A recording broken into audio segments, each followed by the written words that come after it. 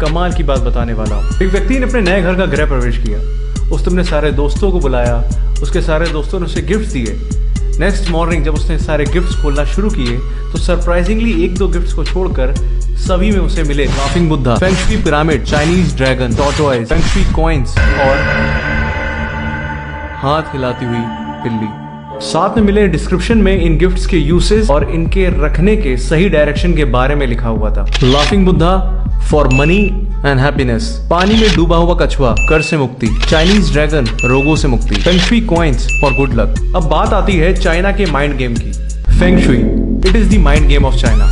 China internet पर present हजारों websites, TV, newspaper, social media, magazines के थ्रू स्ट्रॉन्ग मार्केटिंग करके फेंग शुई का जाल पूरे ग्लोब में हर कंट्री में फैला चुका है। China uses feng shui for initial trespassing in market. किसी भी कंट्री की मार्केट में चाइना पहले फेंग शुई के थ्रू एंट्री करता है। 20,000 करोड़ रुपीस के एक्सपोर्ट के साथ चाइना इंडिया के 75% मार्केट को कवर कर चुका है। From small shops to big malls, हर जगह आपको ये चाइनीज प्रोडक्ट भर भर के मिलेंगे। दिल्ली, मुंबई जैसी बड़ी सिटीज की कुछ शॉप्स की एवरेज पर डे सेल तो 35 to 75,000 तक है। Let's talk about China strategy to damage Indian economy. भगवान की मूर्ति से लेकर नटराज पेंसिल तक सबकी कॉपी बनाकर चाइना ओपनली इंडिया में एक्सपोर्ट करता है।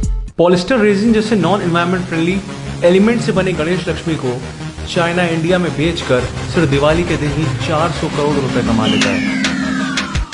कम्युनिस्ट चाइना ने इसी तरह इंडिया के हजारों craftsman, small factories, cotton industries, handicraft को बुरी तरह डैमेज कर दिया है। कुम्हार, बढ़ई, लोहार, कर्मकार जैसी 2 करोड़ से ज्यादा पॉपुलेशन वाली जातियों के लोग आज बहुत पुअर कंडीशन में हो चुके हैं। चाइना ने हमको एक मैन्युफैक्चरिंग हब से हटाकर एक मिडिल मैन बनाकर खड़ा कर दिया है। अब बात करते हैं चाइना के दूसरे एस्पेक्ट की, चाइना साइकोलॉजिकल वॉरफेयर। अब जंग सिर्फ आर्म्स एंड एम्यूनिशन से नहीं, साइकोलॉजिकली भी लड़ी जाती है। चाइना फेंग शुई का यूज एज अ वेपन कर रहा है to destroy the spirituality of India. Let's talk about most famous laughing Buddha. Is it really Mahatma Buddha? No, Mahatma Buddha ने कभी नहीं कहा कि आप मेरी इस तरह की मूर्ति अपने घर में रखो तो आपको गुड लक और प्रॉस्पेरिटी मिलेगी। अफसोस की बात यह है कि आज हम इंडियंस, स्पेशली हिंदूज, तुलसी ऐसे पेरेनियल और मेडिसिनल प्लांट से ज्यादा लाफिंग बुद्धा को अपने घर में जगह देने लगे।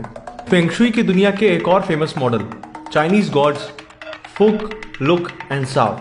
चाइना ने इन्हें नेम, फेम और लॉन्ग लाइफ देने वाला देवता बताकर 200 से लेकर 15,000 रुपए तक की मूर्तियां इंडिया में बेच डाली और हम इंडियंस ब्लाइंड फॉलोअर्स की तरह इनकी मूर्तियों को अपने घर, अपनी वर्क प्लेस में रखने लगे। मार्केट में ऐसे बहुत से चाइनीज फेंग शुई प्रोडक्ट्स हैं जो आपको नेम, फेम और मनी देने का यकीन दिलाते हैं। अगर ये काम करता है तो चाइना इसका यूज अपने कंट्री में क्यों नहीं करता? यदि ऐसा होता तो चाइना में हर 10 में से एक व्यक्ति गरीब ना होता।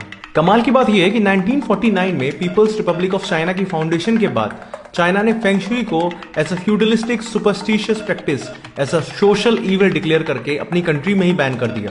फेंग शुई की प्रैक्टिस करने वालों को चाइना के रेड गार्ड्स बेरहमी से मारते भी थे। आज भी चाइना में feng shui as a consultancy business, as a practice ban है। This is China psychological warfare. अपने देश में अंधविश्वास को बैन कर दूसरे के देश में इसको बढ़ावा देना, दूसरे के देश में उसका व्यापार करना, अपनी इकोनॉमी मजबूत करना और दूसरे की स्पिरिचुअल रूट्स को पूरी तरह डैमेज